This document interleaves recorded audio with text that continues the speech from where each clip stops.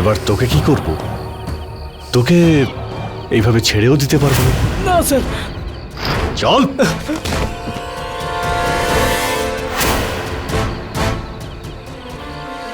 ছেড়ে দিন স্যার। প্রকাশ, ছেড়ে দিন।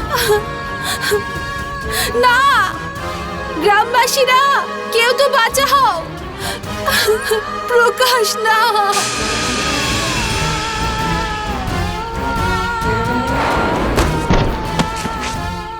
না, ছেড়ে দাও প্লিজ। প্রকাশ, গ্রামবাসীরা কেউ তো বাঁচাও।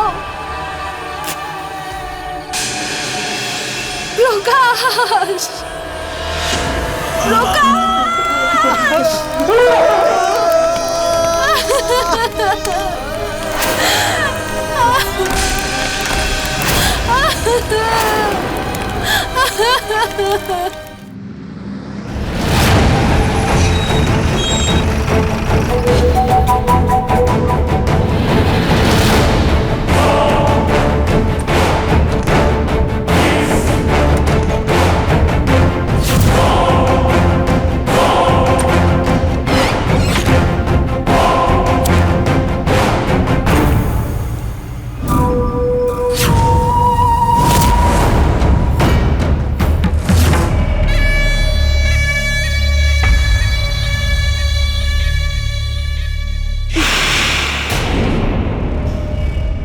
রানার যখন কোনো মেয়েকে একবার ভালো লাগে না, তার ইচ্ছে ছাড়াই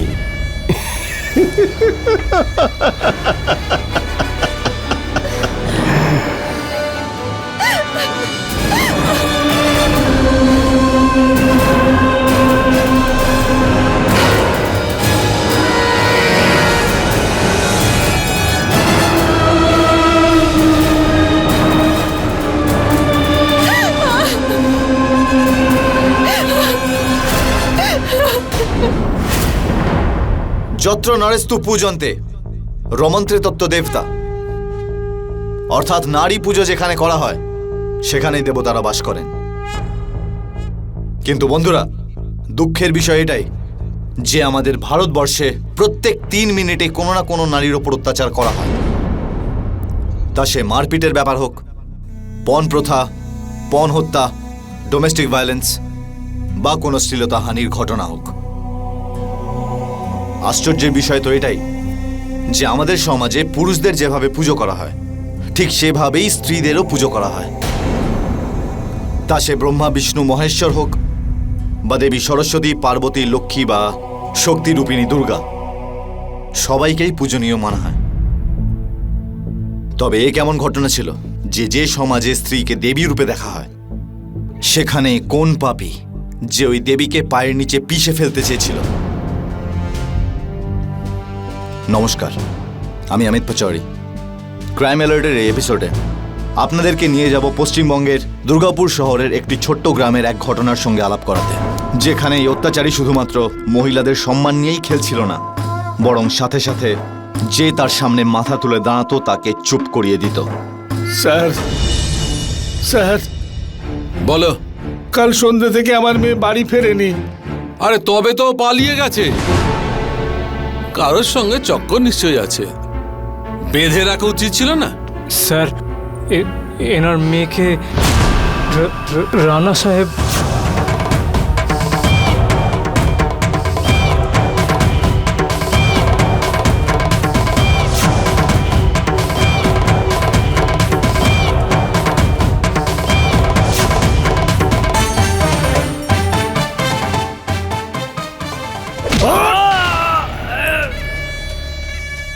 স্যার ক্ষমা করে দিন, না জেনে বুঝে বলে ফেলেছে। সন্ধ্যের মধ্যে তোর মেয়ে তোর কাছে পৌঁছে যাবে। বাড়ি যা, তোর মেয়ের চিন্তা তোকে করতে হবে না। যা। যাও না, রানা সাহেব যখন বলে দিয়েছে তোমাদের মেয়ে ঘরে চলে আসবে।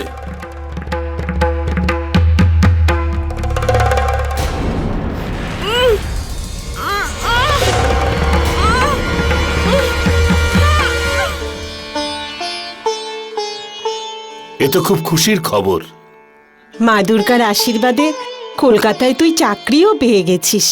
গত বছর মা দুর্গার কাছে তোর চাকরির জন্য মানত করেছিলাম, আর এই বছর মা দুর্গা পূরণ করে দিল। জয় দুর্গা মা। ব্যাস, এবার আগামী বছর দৃষ্টিকেও কলকাতার কোনো একটা হোস্টেলে ভর্তি করিয়ে দেব। তারপর দুই বোনই একসঙ্গে থাকবে। কি অরুন্ধতী? হ্যাঁ, এমনিতেও এই গ্রামে আমি ওকে এক মুহূর্তের জন্য রাখতে চাই না। আরে মা, বাবা, আমি তো কয়েকদিনের জন্যই এখানে আসি, আর আসতে না আসতেই তোমরা আমার যাওয়ার কথা বলতে শুরু করলে। আর হ্যাঁ বাবা, আমি না দৃষ্টির জন্য একটা খুব ভালো স্কুল দেখেছি, আর আমি ওর অ্যাডমিশন ওই স্কুলেই করাবো। কি দৃষ্টি, যাবি তো আমার সাথে? হ্যাঁ দিদি, এমনিতেও তোমার সঙ্গে কমই তো দেখা হয়, তুমি শুধু দুর্গাপুজোর সময়ই আসো। আচ্ছা মা, আমি বলছিলাম যে সত্যজিতের সঙ্গে আমি একবার দেখা করে আসি, আর ফেরার সময় বাজার থেকে বাড়ির জন্য পুজোর জিনিসও নিয়ে আসবো। হ্যাঁ মা, সত্যজিৎ তোর ব্যাপারে জিজ্ঞেস করছিল। ও এখানে দুর্গাপুরেই চাকরি পেয়েছে। যা দেখা করে আয়। হ্যাঁ, তাড়াতাড়ি বাড়ি চলে আসবি, বেশিক্ষণ বাইরে থাকিস না। বাবা, আমি তাড়াতাড়ি সত্যজিতের সঙ্গে দেখা করব, তাড়াতাড়ি পুজোর জিনিস কিনবো, আর তারপর তাড়াতাড়ি বাড়ি ফিরে আসবো।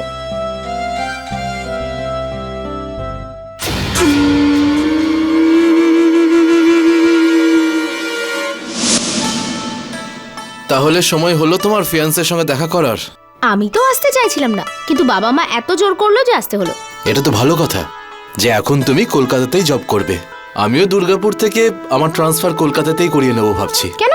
আরে আমরা দুজন কি বিয়ে করে এই গ্রামেই থাকবো নাকি? যবে থেকে আমাদের আশীর্বাদ হয়েছে তবে থেকে এক মুহূর্ত আমি তোমার সঙ্গে ভালো করে কাটাতেই পারিনি। এখন যত তাড়াতাড়ি সম্ভব তোমার সঙ্গে আমার বিয়েটা হয়ে যাক। হ্যাঁ, আমিও সেটাই চাই। আমাদের একটা ছোট্ট বাড়ি হবে, আর তারপর মা, বাবা আর দৃষ্টিকেও আমাদের সঙ্গে রাখবো। হ্যাঁ নিশ্চয়ই। ও, আমি তো ভুলেই গেছি, আমাকে তো পুজোর জন্য বাজার থেকে জিনিস কিনতে হবে। হ্যাঁ তো চলো না, আমিও সঙ্গে যাবো তোমার। চলো চলো।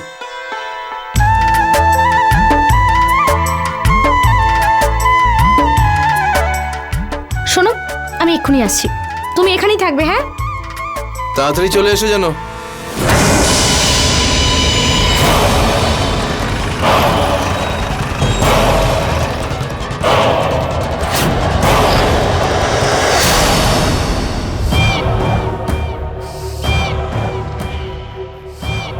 আরে কে রে এই মেয়েটা? এর সৌন্দর্য আমাকে ওর কাছে নিয়ে যেতে বাধ্য করছে রে। আরে দাদা বাবু, তোমাকে আটকাবে কার সাধ্য?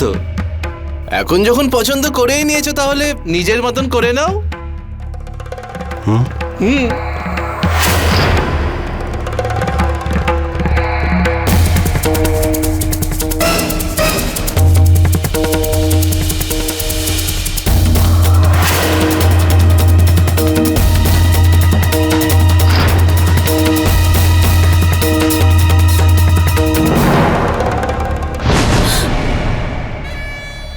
আরে এটা কি অসভ্যতামি?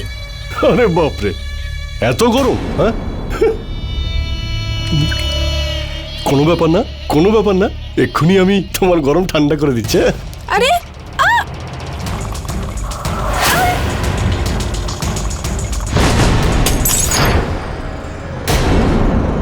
এটা কি ধরনের অভদ্রতা?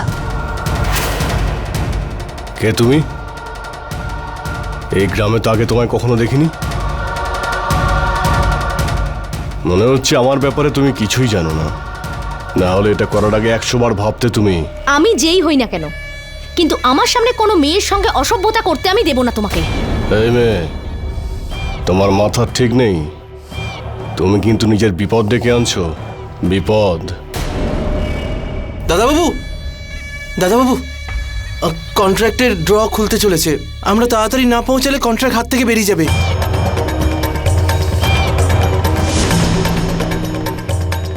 আজ আমার তাড়া আছে, ঠিক আছে অন্য কোনো দিন, কিন্তু পরের বার এর সঙ্গে সঙ্গে তোমাকেও তুলবো। তারপর আমি দেখব তুমি কাকে বাঁচাও, একে না তুমি নিজেকে। হ্যাঁ, চলি।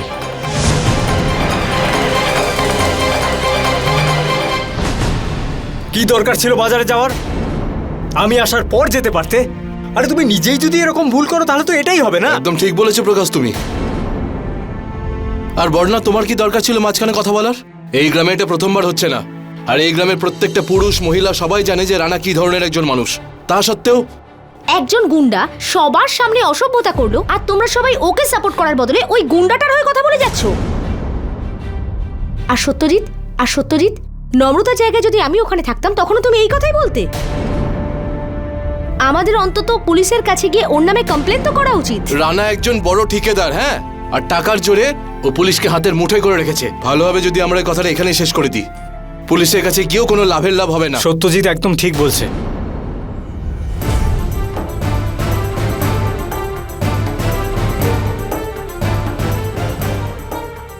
নম্রতা, আমি পুলিশের কাছে যাচ্ছি। ওই লোকটা আজ আমাদের দুজনকে হুমকি দিয়েছে। তোমরা যদি আমাদের সঙ্গে যেতে চাও তাহলে চলো, আর তা নাহলে চুপচাপ এখানে বসে নাটক দেখো।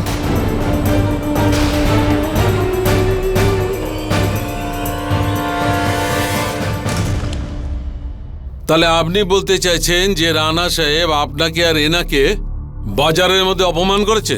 হ্যাঁ। আপনি হাসছেন কেন? আমরা কি এখানে মজা করছি নাকি? আপনি রানার এগেইনস্টে এফআইআর লিখুন এক্ষুনি। আসলে ব্যাপারটা কি ম্যাডাম, বেশি লেখাপড়া শিখেছেন তো, তাই মানি লোকদের ফাঁসানোর কায়দাও শিখে গেছেন নাকি? রানার মতো একজন মানি লোককে এইরকম অপবাদ দিতে আপনার লজ্জা করছে না? আরে বাজারের মধ্যে ওই লোকটা আমাদের সঙ্গে অসভ্যতা করেছে। তাহলে যাও, পুরো বাজারটাকে থানার মধ্যে নিয়ে এসো, তাহলে তোমার সাক্ষীও পাওয়া যাবে আর তোমার ওই কেসটাও লেখা হয়ে যাবে। আর যদি কাউকেই না আনা সম্ভব হয় তাহলে চুপচাপ এখান থেকে সরে পড়ো, না হলে একজন মানি লোককে এইরকম অপবাদ দেওয়ার জন্য তোমাকে আমি জেলে পুরবো, বুঝেছো? বেরাও এখান থেকে। হাবিলদার! সরি স্যার, আমরা চলে যাচ্ছি। বর্ণা, চলো এখান থেকে, চলো। আপনারা এই প্রবাদটা তো নিশ্চয়ই শুনেছেন যে সব জায়গায় নাক গলানো উচিত নয়, না হলে খুব সমস্যা হতে পারে। বন্ধুরা, এই প্রবাদ আমাদের মনের ভিতরের ভয়কে আরো দৃঢ় করে দেয়। বর্ণা এমনই একটা পদক্ষেপ নিয়েছিল, বাজারের মাঝখানে নম্রতার ওপর যে অত্যাচার হচ্ছিল তার বিরুদ্ধে ও মুখ খুলেছিল। হয়তো না জেনে বুঝেই ও রানার সঙ্গে শত্রুতা করে নিয়েছিল। বর্ণার এই পদক্ষেপ কি ভুল ছিল, নাকি বর্ণা রানার মতো একজন ক্ষমতাসম্পন্ন লোকের বিরুদ্ধে প্রতিবাদ করে বাঁচতে পারবে? এমন ক্ষমতাসম্পন্ন যার সঙ্গে পুলিশও ছিল, এখন কি বর্ণা ওই গ্রামে থাকতে পারবে? যদি রানা একবার জানতে পারে যে আমরা পুলিশ স্টেশন গেছিলাম, তাহলে জানি না কি ঘোর বিপদ নামবে আমাদের উপর। আরে বর্ণা তো কয়েক দিনের জন্য এসেছিল, তাই না? আর তুমি তো সব কিছুই জানতে, তাই না?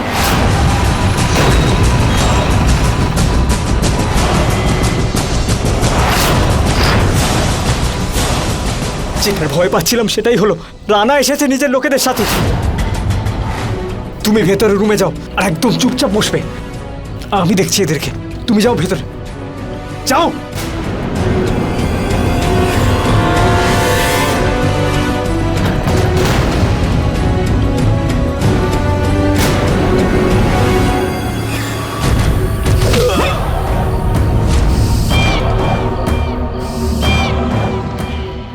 তোমার সাহসের প্রশংসা করতে এসেছি প্রকাশবাবু। এমনিতে খুব সাহস তোমাদের স্বামী স্ত্রীর। স্ত্রীর কথায় মনে পড়ল, আপনার সেই সাহসী স্ত্রী কোথায়? আরে সাহসী বৌদি, আরে ও সাহসী বৌদি, আরে যাও ভাই, গিয়ে দেখো বৌদি কোথায় লুকিয়ে আছে। স্যার এরকম করবেন না স্যার, ওই বর্ণার চক্করে আমাদেরও তো মাথা খারাপ হয়ে গিয়েছিল স্যার। আমি তো উল্টে আমার বউকেই কত বকাবকি করলাম। স্যার এরকম করবেন না। আজ পর্যন্ত কেউ আমার বিরুদ্ধে পুলিশ স্টেশনের সামনে দিয়েও যায়নি। আরে তোমরা স্বামী স্ত্রী তো পুলিশ স্টেশনের ভিতরে ঢুকে গেছো। আচ্ছা, ওই তোমায় বাজারে যেন কি বলেছিলাম যে সময় হলে দেখে নেব? আজকে তো অনেক সময় আছে আমার কাছে, সব কাজ শেষ করে আমি এসেছি। আর হ্যাঁ প্রকাশবাবু, আজকে তুমি তোমার স্ত্রীর দ্বিতীয় বাসর রাত নিজের এই চোখ দিয়ে দেখবে। দেখবে না? দেখবে না? দেখবে তো। নম্রতা,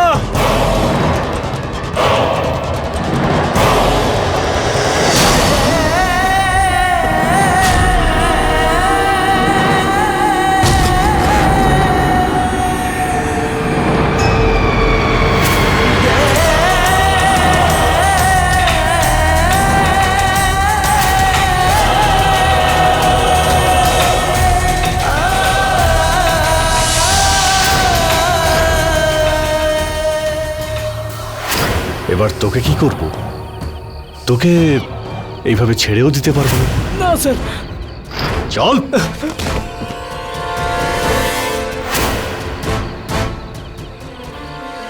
ছেড়ে দিন স্যার, প্রকাশ ছেড়ে দিন। না, গ্রামবাসীরা কেউ তো বাঁচাও। প্রকাশ না,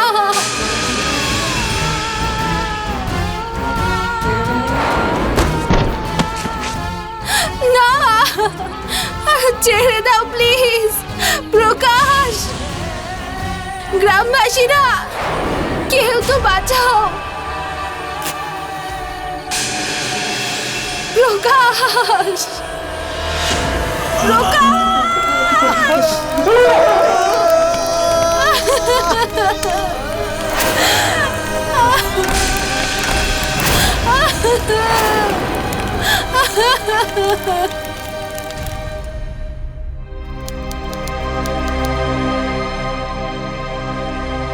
বর্ণা, এই গল্পটাকে এখানেই শেষ করে দাও।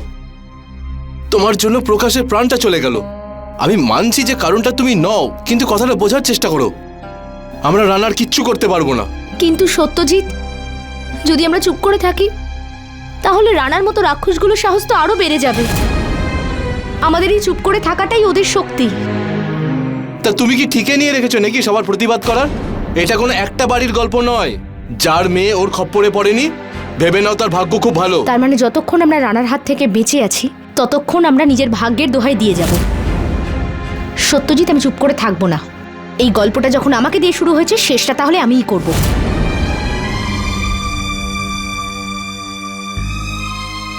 আমি নম্রতার কাছে যাচ্ছি, তুমি কি আমার সঙ্গে যাবে?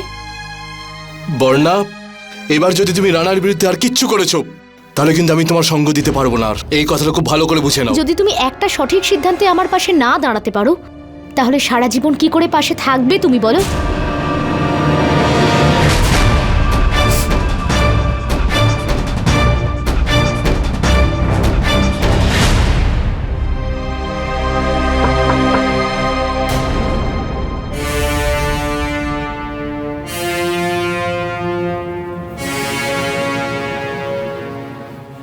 আপনার স্বামীর মৃত্যু কি করে হয়েছে সেটা আমরা খোঁজ খবর করছি। আর যারা আপনার ওপর অত্যাচার করেছে তাকেও আমরা খুঁজছি। ইনভেস্টিগেশনটা তো আমরা খুব জোর দিয়েই করছি। আচ্ছা, একটা কথা বলুন, ওই কজন লোক ছিল? না, আমি বলতে চাইছি 1, 2, 3, সেটা আপনি গুনতেও পারেননি না?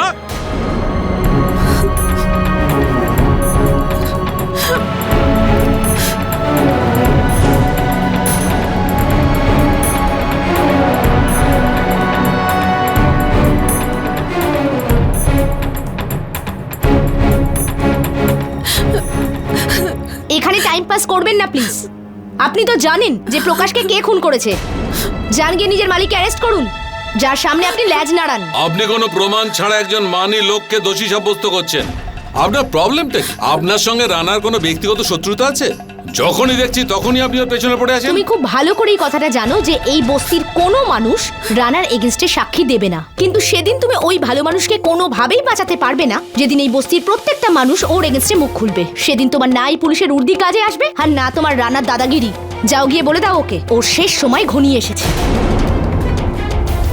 ঠিক আছে, আমি তো আমার কাজ করছি, আর আপনিও এই বস্তির লোকেদের ঘুম ভাঙার অপেক্ষা করুন। যখন ওরা জেগে উঠবে আর কোনো প্রমাণ বা সাক্ষী পাওয়া যায় তখন নিয়ে আসবেন ওকে।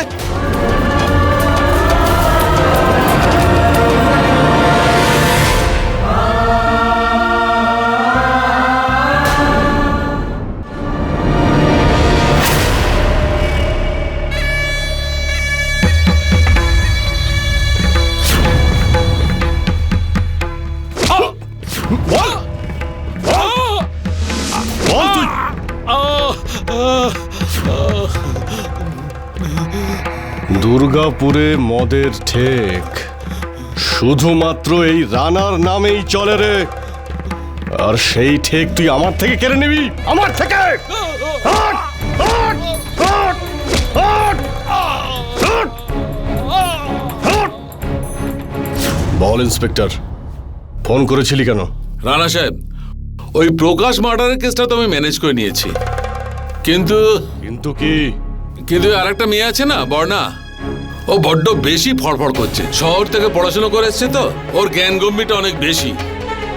বলছিল কি আপনার বিরুদ্ধে বস্তিবাসীদের সব জাগিয়ে তুলবে।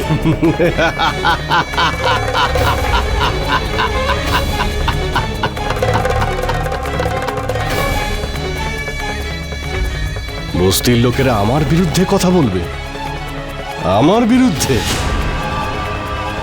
আমিও দেখছি কি করে। বাবা, আমি ওকে বোঝানোর অনেক চেষ্টা করেছি, কিন্তু বর্ণার এইভাবে রানার বিরুদ্ধে প্রতিবাদ করা শুধু ওর নয়, আমাদের সবার ক্ষতি হয়ে যেতে পারে।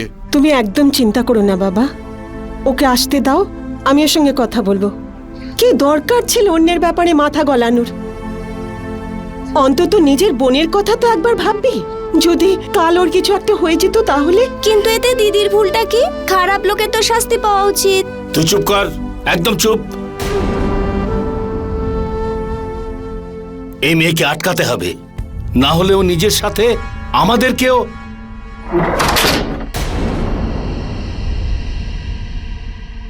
বাবা, আমি আসছি।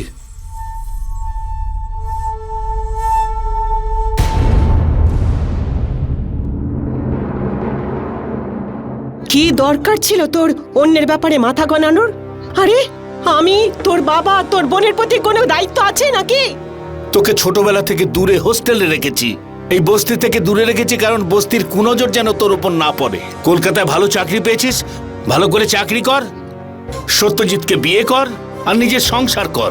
বাবা, আমি এখন বিয়ে করছি না, আর আমার ঠিক বা ভুলের কথাই যদি বলো তাহলে আমি সেটাই করছি যেটা তোমরা আমাকে শিখিয়েছো, যেটা আমি পড়েছি আর যা আমি জেনেছি সব তোমাদের থেকে। দেখ মা, পুঁথিগত বিদ্যার বাস্তব জগৎ আকাশ পাতাল তফাৎ। পুঁথিগত বিদ্যা চাকরি পাওয়ার জন্যই ঠিক আছে, ঠিক ভুল বিচার করবার জন্য নয়।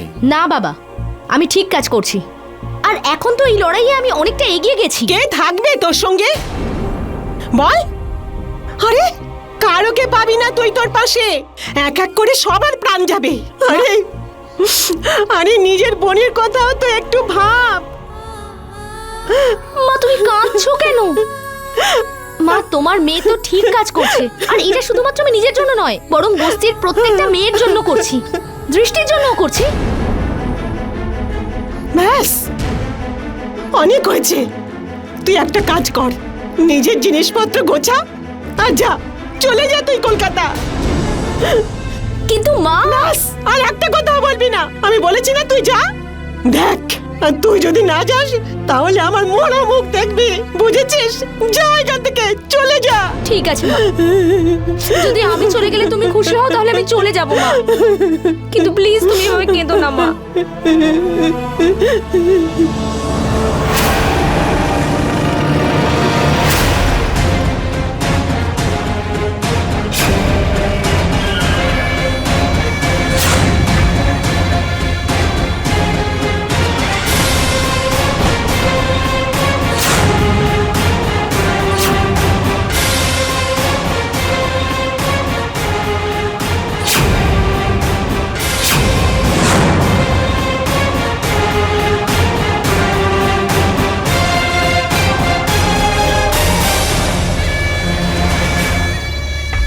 আজকে তোমার সঙ্গে আবার দ্বিতীয়বার দেখা। ওই দিন বাজারে অল্প সময়ের জন্য দেখা হয়েছিল, তাই না? রানাবাবু, আমার মেয়ে যে ভুল করেছে তার জন্য আমি আপনার কাছে ক্ষমা চাইছি। আমি ওকে আজই কলকাতা পাঠিয়ে দিচ্ছি।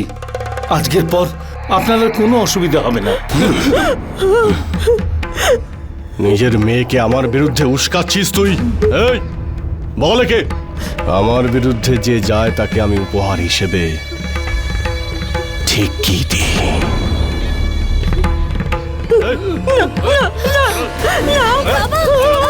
কিছু করবেন না। আমি কোথায় নিয়ে যাচ্ছ?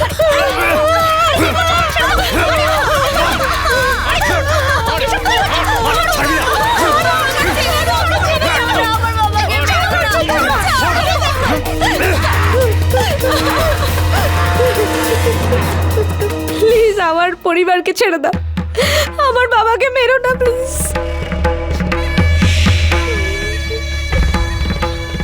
আমি তোকে শেষবারের মতো বলছি, চলে যা এখান থেকে, না হলে তোর আর তোর এই মিষ্টি বোনের বাজারের সবার সামনে সম্মান কেড়ে নেব। এই, চল এখান থেকে।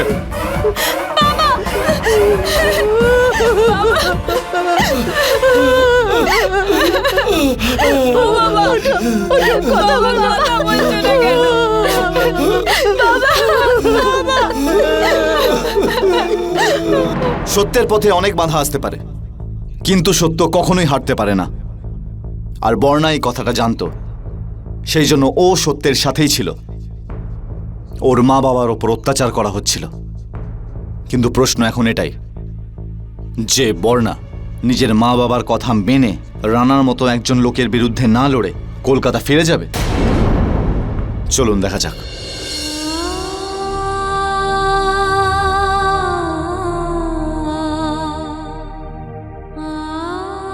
দিদি, তুমি একদম ঠিক বলেছো।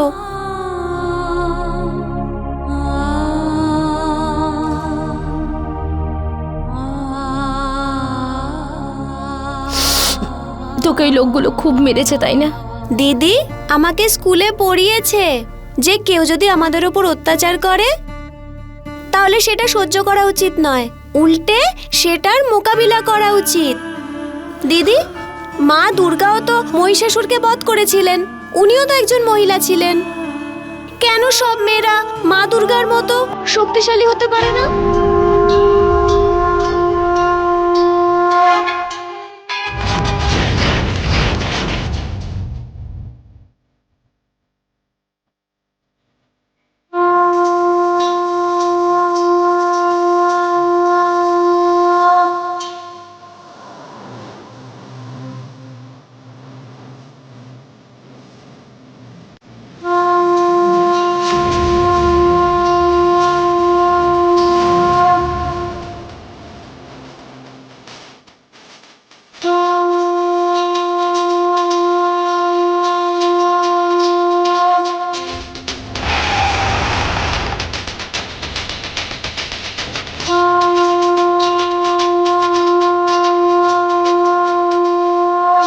মা, প্রতিবার আমি তোমার কাছে নিজের জন্য কিছু না কিছু চেয়েছি, কিন্তু এইবার আমি তোমার কাছে নিজের জন্য কিচ্ছু চাইবো না। আমি এই গ্রামবাসীদের জন্য কিছু চাই মা। মা, আমাকে এতটা শক্তি দাও যাতে এই গ্রামের সব মেয়েকে আমি ওই রানার আতঙ্ক থেকে বাঁচাতে পারি। এত শক্তি দাও এই গ্রামবাসীদের যাতে কোনো রানা ওদের দাবিয়ে রাখতে না পারে। মা, এই দশমীতে রানা নামের মহিষাসুরকে শেষ করতে হবে। এই শক্তি আমাকে দাও মা। जगदम्बे तेरी महिमा है सबसे निराली, जगदम्बे तेरी महिमा है सबसे निराली, जगदम्बे तेरी महिमा है सबसे निराली।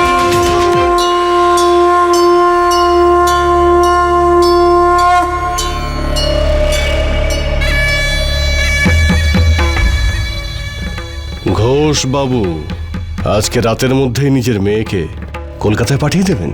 কালকে আমি আসবো সান্ত্বনা দেওয়ার জন্য। যদি একে দেখতে পাই তাহলে কালকেই একে নিয়ে আমি বিছানায় শোবো।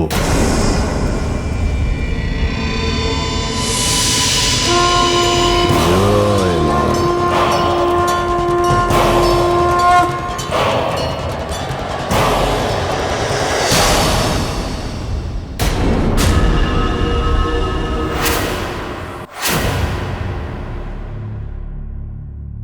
বাবা, আমি সিদ্ধান্ত নিয়ে ফেলেছি যে আমি ফেরত যাব না। পাগল হয়ে গেছিস তুই? কি করে লড়বি ওর সঙ্গে তুই? তোর মনে নেই ওর লোকেরা আমাকে কেমন করে মেরেছিল? কি করে লড়বি ওর সঙ্গে তুই? তোর কি মাথা খারাপ হয়ে গেছে নাকি? ও চলে এসছে, ও কাউকে ছাড়বে না। এ সব কিছু তোর জন্য হচ্ছে, সব কিছু তোর জন্য হচ্ছে।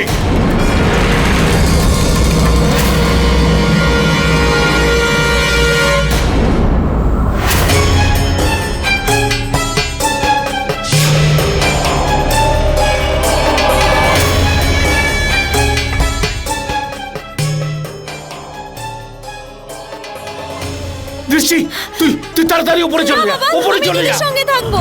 ঘোষ বাবু, আরে এই ঘোষ বাবু, দরজা খুলুন। আমি তো শুধু এখানে দেখতে এসেছি যে আপনার মেয়ে চলে গেছে না আছে, না হলে আজ রাতে আপনার মেয়েকে নিয়ে আমি ফুর্তি করবো। হ্যাঁ ঘোষ বাবু, কেউ কি দরজাটা খুলবেন নাকি ভেঙে দেবো?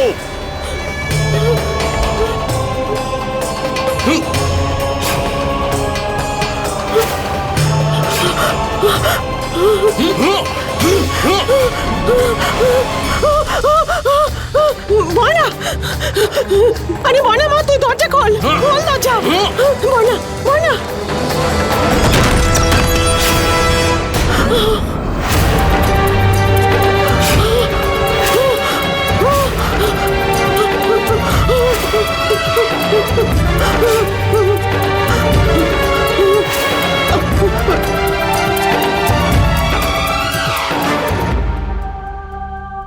নমস্কার ঘোষ বাবু, কোথায় আছে আপনার মেয়ে?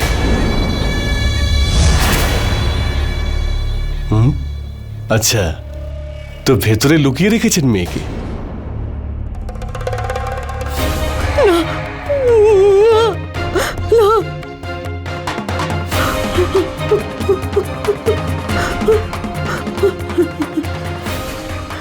এই, বাইরে বেরো, বেরো বাইরে।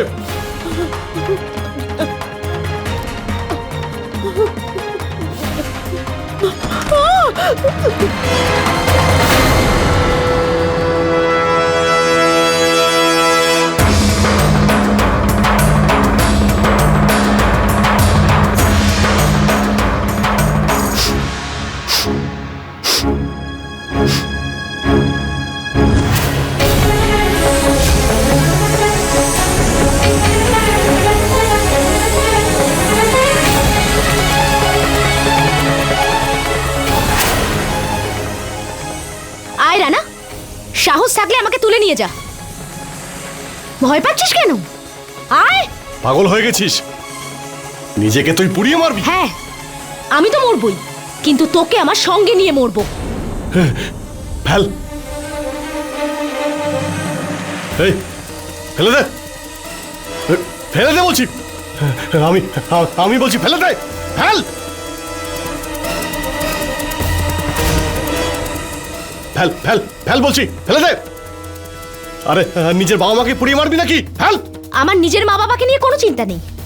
আমি শুধু এটাই দেখতে পাচ্ছি যে যদি তুই মরে যাস তাহলে এই বস্তির হাজার হাজার মা বাবা খুশি হবে, আর ওদের সুখের জন্য আমি নিজের পরিবারকে বলি দিতে রাজি আছি। বুঝতে পেরেছিস?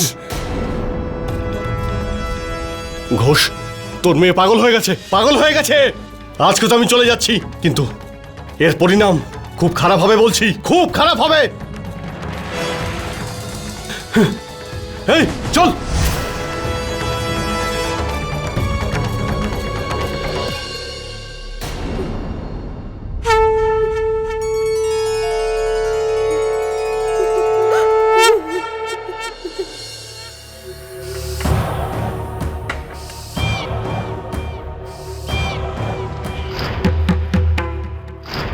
যে যদি তুই মরে যাস তাহলে এই বস্তির হাজার হাজার মা বাবা খুশি হবে।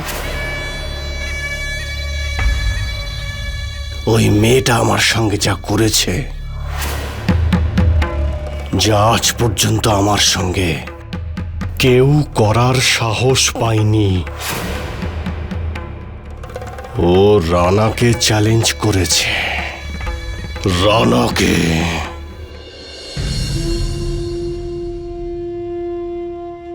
নম্রতা, আমি এই লড়াইটা একা ততক্ষণ লড়তে পারবো না যতক্ষণ না তুমি আমাকে সাপোর্ট করছো।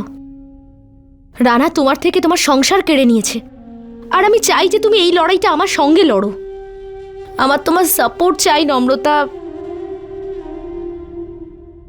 বর্ণা, আমার কাছে হারাবার মতো আর কিচ্ছু নেই, শুধু প্রকাশের স্মৃতি।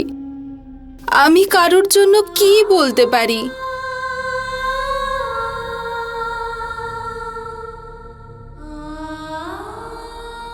নম্রতা, এতদিন পর্যন্ত এটাই রানার শক্তি ছিল যে ও যাদের উপর অত্যাচার করেছে তারা কখনো ওর বিরুদ্ধে মুখ খোলেনি। কিন্তু তুমি জানো, কাল আমি রানার চোখে ভয় দেখেছি। আর আমি এটা বিশ্বাস করি যে ওর শেষ সময় ঘনিয়ে এসেছে। শুধু তুমি আমায় সাপোর্ট করো। আমরা বস্তির প্রতিটা ঘরে যাব, সবাইকে বলবো ওর বিরুদ্ধে মুখ খোলার জন্য। নম্রতা, প্রকাশ তো আর আমাদের মাঝে ফিরে আসতে পারবে না, কিন্তু তুমি প্রকাশের জন্য এই লড়াইটাই আমার সাথে থাকো। ঠিক আছে, আমি তোমার সঙ্গে আছি। আমার জন্য নয়, আমার প্রকাশকে ন্যায় দেওয়ার জন্য। আমার মেয়ের বিয়ে ঠিক হয়ে গিয়েছিল, ওর মা আগেই মারা গিয়েছিল। রানা আর ওর গুন্ডারা আমার মেয়েকে ওরা 5 দিন ধরে আটকে রেখেছিল। একদিন বাড়ির কাছে ফেলে রেখে চলে যায়, কয়েকদিন পর ও আত্মহত্যা করে নেয়।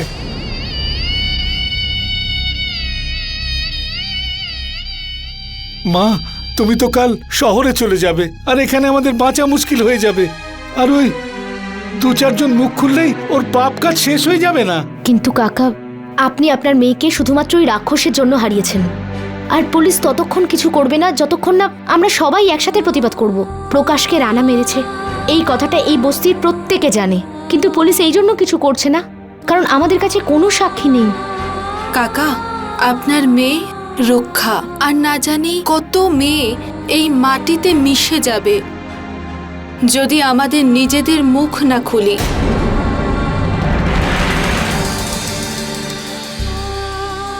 কাকিমা, আমি আজ রাতে এই বস্তির প্রত্যেকটা মানুষের জন্য অপেক্ষা করব, যারা রানার অন্যায়ের বিরুদ্ধে এই লড়াইয়ে আমার সাথে থাকবে। কাকিমা, আমাকে আশীর্বাদ করুন যাতে আমি এই লড়াইটা লড়ার শক্তি পাই।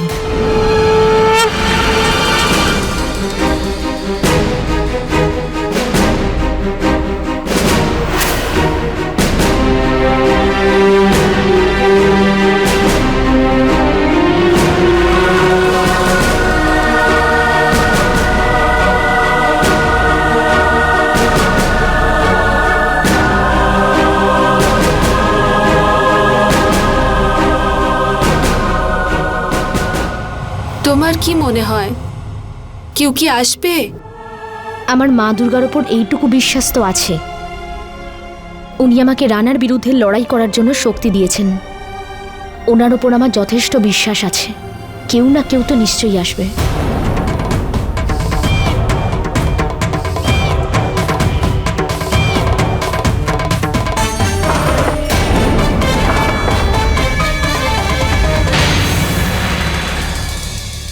দাদাবাবু, নম্রতা আর ওই মেয়েটা বর্ণা এই রাত্রেবেলায় গ্রামের সবাইকে মন্দিরে চাতালে ডেকেছে। শুনলাম ওরা নাকি আপনার বিরুদ্ধে পুলিশ স্টেশনে যাবে প্রকাশের কেসের এফআইআর দায়ের করাতে। বলি, হ্যাঁ, যা গিয়ে বস্তির লোকেদের সামনে ওদের এমন অবস্থা কর যে লোকেরাও যেন ওদের চিনতে অস্বীকার করে। হাত পা ভেঙে দে ওদের দুজনের। পাগল করে দিচ্ছে ওই মেয়েটা, আমাকে পাগল করে দিচ্ছে। যা। ঠিক আছে।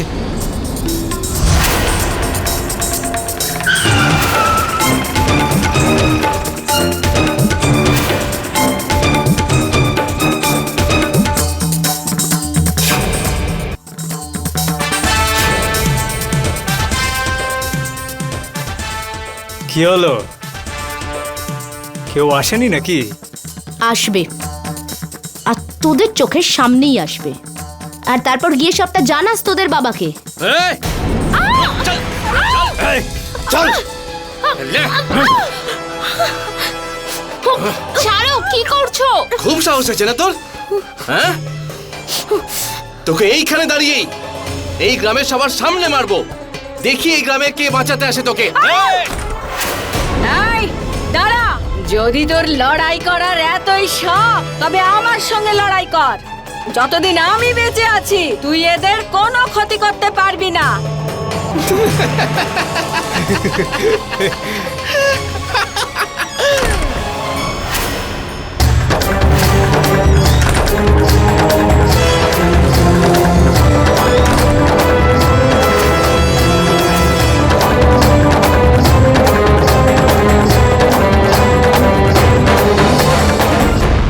এই, ওকে ছাড়, নাহলে এরা সবাই আমাদেরকে এখানে মেরে ফেলবে। এক কাজ কর, চল চল চল।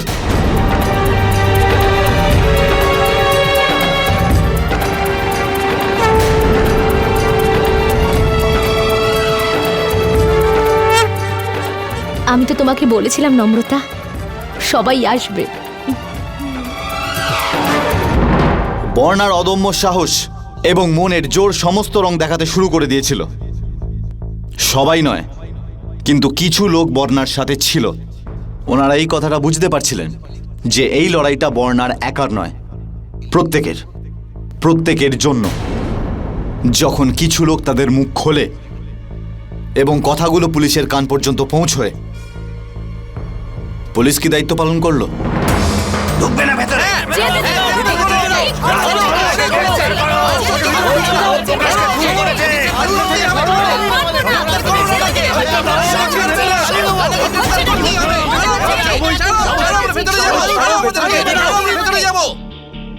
আমি বলেছিলাম তো যে যেদিন এই গ্রামের সবাই একসঙ্গে গর্জে উঠবে সেদিন আপনার নিজের গদি কেঁপে যাবে।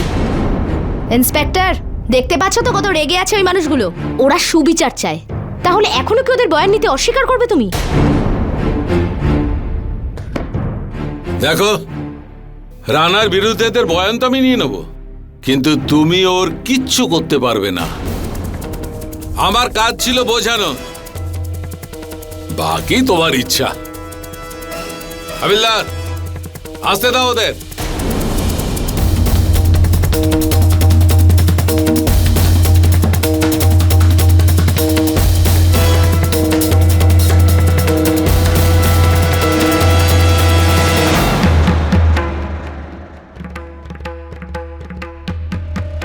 আসলে ব্যাপারটা কি রানা সাহেব, গায়ের লোকজন বড্ড চেঁচামেচি করছিল, সেই জন্য বাধ্য হয়ে আমি এফআইআর লিখিয়েছি। কিন্তু আপনি একদম টেনশন নেবেন না, এই 1-2 দিনের মামলা। আমি কোর্ট থেকে আপনার বেল করিয়ে দেব। আর এমনিতেই ওই পুলিশ স্টেশন আপনার ঘরবাড়ি, কোনো জিনিসের আপনার অভাব হতে দেব না।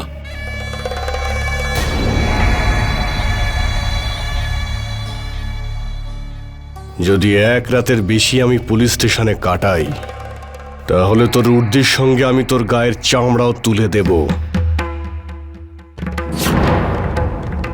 ওই মেয়েটাকে তো আমি এমন অবস্থা করব যে ও সেটা সারা জীবনেও ভুলতে পারবে না। তুমি যদি না থাকতে তাহলে আজ আমরা এত খুশি হতে পারতাম না। রানার জেল হয়ে গেছে। আমরা তো সবেমাত্র জয়ের দিকে প্রথম ধাপ এগিয়েছি, কিন্তু আসল লড়াইটা কোর্টে হবে।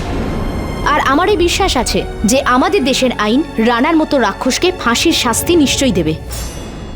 মা, প্রথমে তোকে আমরা ভুল বুঝেছিলাম, কিন্তু আজ তোর উপরে গর্ব হচ্ছে। যে শিক্ষা তোকে দিয়ে আমরা ভুলে গিয়েছিলাম সেটা তুই মনে রেখেছিস। অভিনন্দন।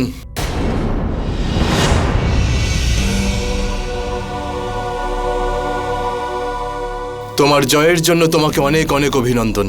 Thank you. আমি আমার ওই সময়ের করা ভুলটা বুঝতে পেরেছি বর্ণা। আমি ওই সময় তোমাকে বুঝতে পারিনি, কিন্তু এখন আমি এই ব্যাপারটা বুঝতে পেরেছি যে ওই সময় তুমিই ঠিক ছিলে। আর সব থেকে খুশি হয়েছি আমি এটা ভেবে যে আমার হবু স্ত্রী এত ভয়ডরহীন আর সাহসী। হবু স্ত্রী?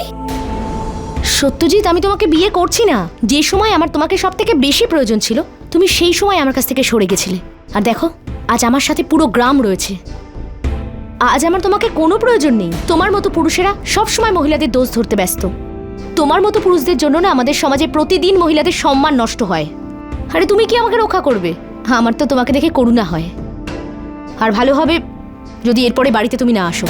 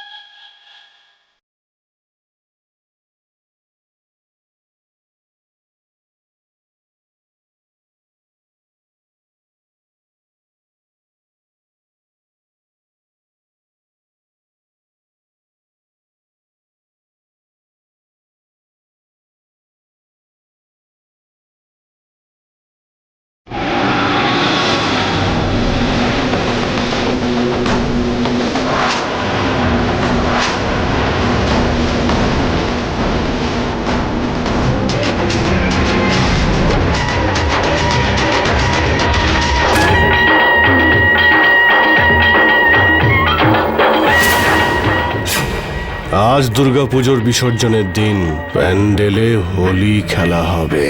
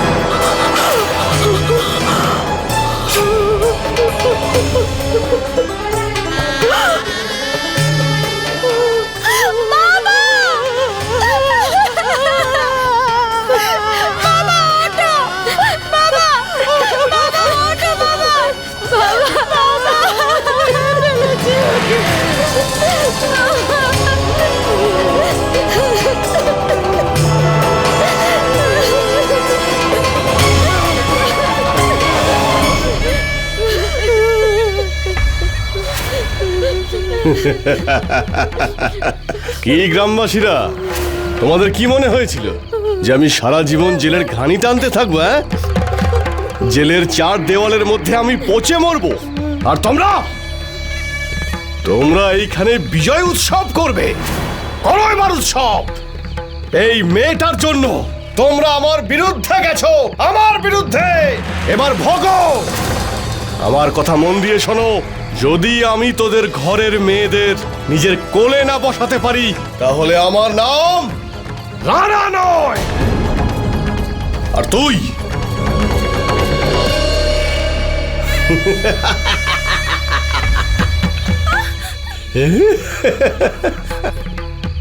তোকে তো আমি আমার রাতের রানী বানাবো। ভুলে গেছিস তোর স্বামীকে কি করে মেরেছিলাম? ভুলে গেছিস? হ্যাঁ, এত তাড়াতাড়ি ভুলে গেছে। এখনো তো একজনকে মেরেছি, এর বাবাকে মেরেছি। কিন্তু আজকের পর থেকে প্রত্যেক দিন এক একটা লোককে মারবো, এক একটা লোককে। আর তুই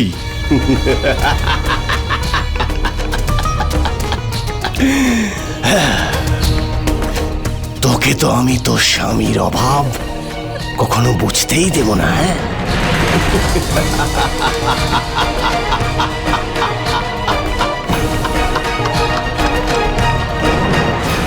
আমিও দেখতে চাই যে তোদেরকে আমার ভয় থেকে কোন পুলিশ আর কোন আইন বাঁচাতে পারে। রানা!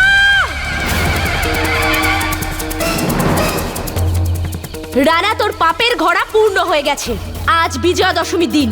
আজকের দিনেই মা দুর্গা পাপের বিনাশ করেছিল। আর মেয়েদের এক রূপ মা দুর্গাও বটে, যেটা তুই ভুলে গেছিস। মেয়েরা কোনোদিনই দুর্বল আর অসহায় নয়। যে রূপকে তুই অসম্মান করেছিস সেটা এক মমতার রূপ ছিল। আজ তুই তোর পাপের শাস্তি পাবি। আজ তোকে এই সব মহিলারা বলে দেবেন, যখন কোনো মহিলা মা দুর্গার রূপ ধারণ করে তখন সে কি করতে পারে।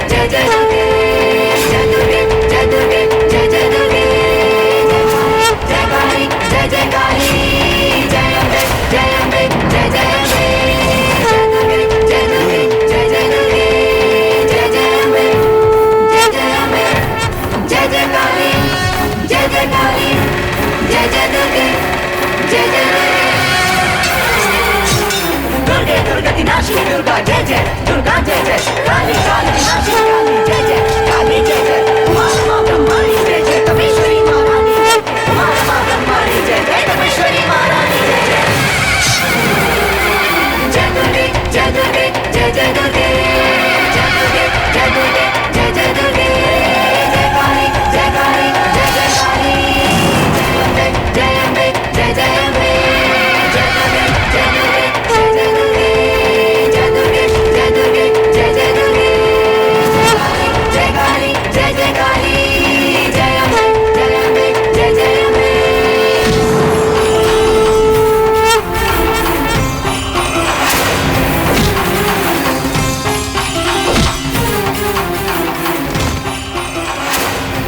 ক্ষমা করে দাও।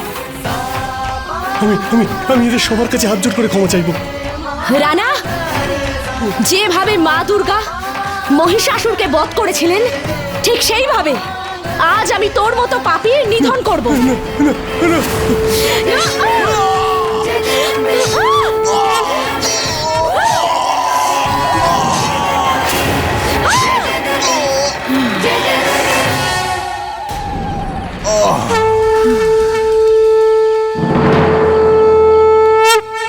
বন্ধুরা, আজকের গল্পে আমরা একজন নারীর অসীম সাহস আর মনের জোর দেখলাম।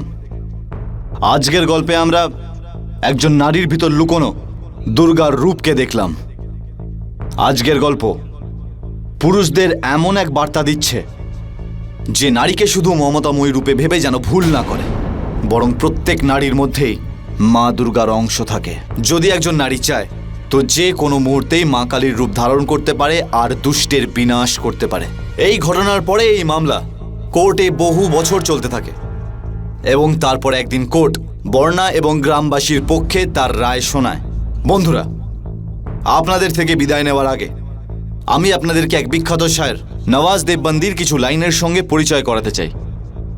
এই লাইনগুলো আপনাদেরকে একটা প্রশ্নও করে এবং সেই প্রশ্নের উত্তরও দেয়। পুড়ছে ঘর দেখছে যারা, পাশেই তাদের মোমের ঘর। আপনার পিছনেও আসছে ঝড়, এবার আপনারও ভাঙবে ঘর। ওর মৃত্যুতে আমি চুপ ছিলাম, আমার নম্বর এখন এলো। আমার মৃত্যুতে তুমিও চুপ, তোমার নম্বরও এলো বলে। আশা করছি এই লাইনগুলো আপনারা প্রত্যেকে বুঝতে পেরেছেন। নমস্কার, এরই সাথে আমি অমিত পাচৌরি ক্রাইম অ্যালার্টের এই এপিসোডে আপনাদের থেকে বিদায় নিচ্ছি। কথা দিচ্ছি পরের সপ্তাহে আবার আসবো ক্রাইমের সঙ্গে অ্যালার্ট করতে। ততক্ষণের জন্য it's better be safe than sorry. জয় হিন্দ।